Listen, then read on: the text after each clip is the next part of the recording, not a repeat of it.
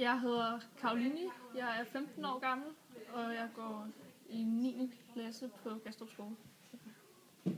Hvilke modsætninger synes du, der er mellem indvandrere og danskere?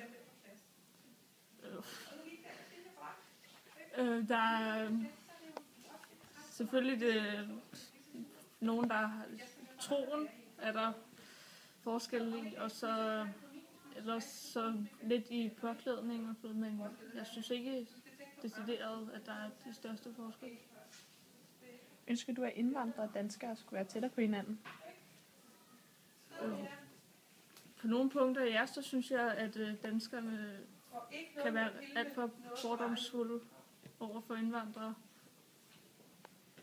Har du nogle indvandrervenner? Nej, det har jeg ikke. Nu er jeg ikke lige frem i et område, hvor der er sindssygt mange indvandrere. Og nej, så har jeg kender ikke så mange indvandrere. Hvad tænker du, når du ser artikler med overskrifter, som 2 indvandrerdrenge har begået noget kriminelt? Altså, jeg tænker ikke så meget over det.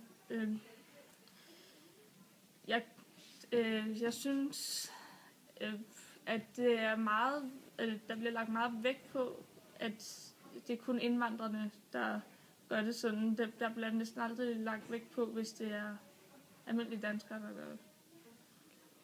Hvor stor en del af kriminalitet tror du bliver begået af indvandrere, efterkommere, altså ud af Danmarks befolkning? Det er et godt spørgsmål, det der. Og jeg tror faktisk, at det er under halvdelen, selvom det bliver vist som om, at det er over halvdelen. Hvem tror du, der tager de højeste og længste uddannelser som 24-årige?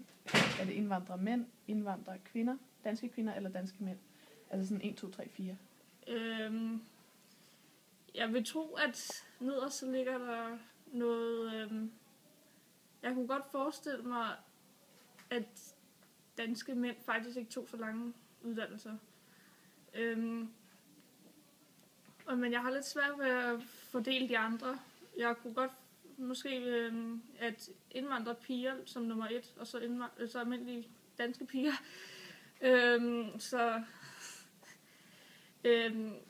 Indvandrerdrenge og så danske drenge.